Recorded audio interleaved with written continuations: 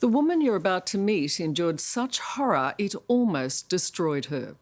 As a 12-year-old, Lyndal was sexually abused while a boarder at Toowoomba Prep, one of the Anglican Church's elite private schools in Queensland.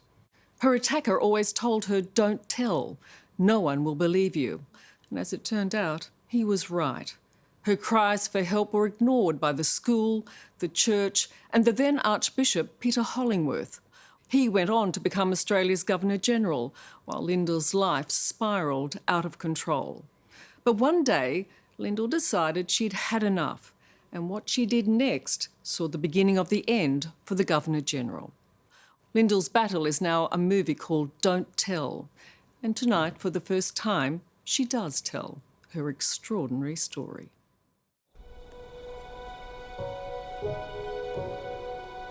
When you came here, many hopes and dreams you had. I did. I thought, wow, the opportunities, they're endless, and I wanted to take advantage of that. It's a precarious walk along the edge of the Great Dividing Range in Toowoomba. But for Lyndal, being on top of this precipice feels like a new beginning. Are you in a happy place now? Are you at peace, if you like? Yes. Yeah. Luckily. It's taken Lyndal 27 years to get here. To claw her way out of the depths of despair after being sexually abused as a little girl at her school. What did you lose? What was stolen from you? My will for life was stolen from me. At times I did find I didn't care about the world. Like, things like my first kiss was stolen from me, having a first boyfriend, like all those sorts of things was all taken and without permission. Okay, 3, 2, 1, cheese! Lyndal's story would have remained hidden if not for her small-town lawyer, Stephen Roach, who was so affected by her struggle, he turned it into a movie. You stay away from me! It tells of how he helped Lyndal take on an exclusive private school and the Anglican Church. The true story of a battle that saw the beginning of the end for the former Governor-General of Australia, Peter Hollingworth.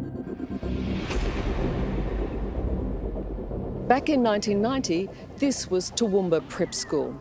It was considered the cream of the crop, the jewel in the crown of Anglican education in the Brisbane diocese. But in truth, behind the glistening facade, it was a school that harboured dark secrets. The place where Lyndal walked in as a 12-year-old country town girl and then walked out less than a year later, shattered and broken. I was probably naive in the world as well, coming from such a small country town and things, but not really street smart, I suppose.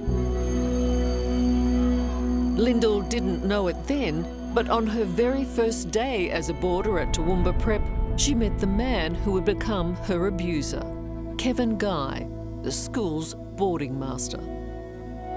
I remember he was very much focused on my parents, getting to know them and gaining their trust. How long did it take, do you think, for him to become interested in you? It was probably towards the end of the first term, just before Easter, that he sort of started to make me feel special. The grooming had begun, and within a few weeks of term 2, Guy was sexually abusing Lyndal, who was just 12 years old. I froze, I didn't know what to do. Immediately, you felt this is wrong. Yeah, but trapped. What did he actually say to you? He said to me, "Don't tell, because if you do, no one's going to believe you." Because, he was the adult and I'm the child, and probably in the same breath, he was telling me that he loved me. One of the things he would do is communicate through notes, is that right? Yeah. And that would say... Meet me in the common room at whatever time.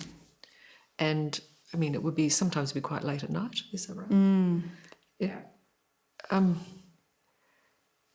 I can't imagine what you then were thinking. Well, if I didn't go, I'd get into trouble. He could make my life hell if he wanted to. He had that much power in the school over the borders that he could punish us. The sexual abuse lasted for 8 terrible months. And with every attack, Lyndal became more and more desperate. I begged my parents not to send me back after every school holidays. They didn't know why. So this is a letter that... All these years later, Shine lawyer Stephen Roach still finds it hard to read Lyndal's correspondence to her parents. And then the letters progressively get more terse. Letters like this one. With something that says, Oh, get me out of here. I really need to get out of here. Oh, God. And so that's sort of a cry for help to mum. God, that's awful. My mother was so disturbed by that one particular letter. She got in the car and she drove up to Toowoomba. I wanted to tell her. I wanted to, but yet I had this male figure who could punish me at school without my parents knowing if I told anybody. And I was paralysed, I suppose, as well inside that. And I was torn. I didn't know what to do. Didn't know that it was happening to anybody else. But it was happening to other girls. And towards the end of that year, one of them went to police. She believed Lyndal was also a victim. And with that news, a detective rang Lyndal's parents. They were flabbergasted, and I guess they blamed themselves in a sense. I guess they've carried that guilt all this time too, mind you. Even after police charged him with multiple child sex offences, Kevin Guy continued to contact Lyndal. At the end of her first year at Toowoomba Prep, he sent her this letter and Christmas card. And it says, Dear Lyndal, enjoy Christmas and 1991. I will be thinking of you. Kay. How inappropriate. And with it is a letter. Don't write anything personal in your letters. I know you will know what I mean. It might be a good idea to destroy this letter. Miss you a lot.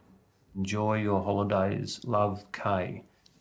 To Lyndal. It's an incredibly brazen thing to do. Yes. And like damage control. Don't tell anyone.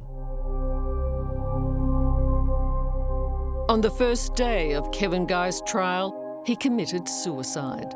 He left behind a shocking note naming 20 schoolgirls, claiming that what he did was love. Unbelievably, the police didn't investigate further, and despite Guy's horrific admission, the school sent out letters to parents and students mourning his loss.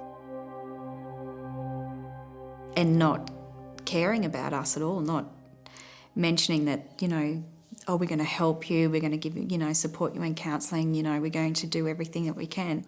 No, they praised Kevin Guy, but no mention of getting any help for us. For Lyndal's psychologist, Joy Connolly, this was a shocking case of abuse she believed needed an immediate response. I wanted the school to acknowledge it because it's so important, and their degree of recovery is dependent on how well they're believed.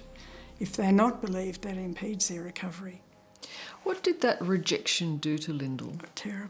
Terrible, because his words, it kept her having flashbacks to him. Don't tell anyone, because if you do, they won't believe you anyway and you'll get into a lot of trouble.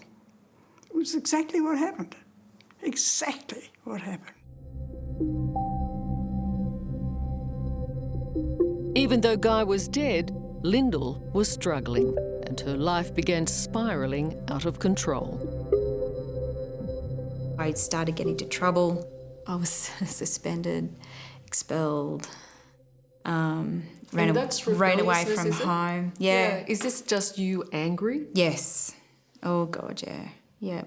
And I guess I was punishing my parents because, in a sense, they had failed me. And I didn't realise I was just so selfish and so self-centred with my anger and everything that I didn't actually quite realise how much I was punishing my parents for failing me, and yet they were punishing themselves.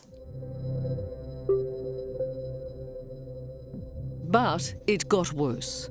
Lyndal started hallucinating. She believed that Kevin Guy was alive and following her. So I rang the sergeant of police and said, can I get some photos of him dead? You see, that for me is the most extraordinary thing to do. Well, it was what I had to do. She had to know he was dead. The only way she was going to know he was dead was to see photos of him. Well, I was petrified. I was so nervous, but shaking. But I needed to do it. I had to pull through, and I needed to do it for my own sake. What Lyndal desperately needed was acknowledgement that she had been abused, and particularly from those who'd let her down in the worst possible way. The school, the church, and the one man who could have helped ease her pain, the former Governor-General of Australia, Peter Hollingworth. Peter Hollingworth was in charge of the diocese at the time and became Australia's Governor-General. How do you view his actions in all of this? Dog. He thinks he's a man of God, but he's not. He doesn't deserve to be. It's appalling. It's a pompous prick, really. Why do you say that? Because he's supposed to help people, take them in, but he never did that. He always distanced himself. Coming up, You'd never actually said those words to anyone before. No. It was like being abused all over again. a grueling court case sparks the beginning of the end for Peter Hollingworth. He turned his back on us, essentially. That's next on 60 Minutes.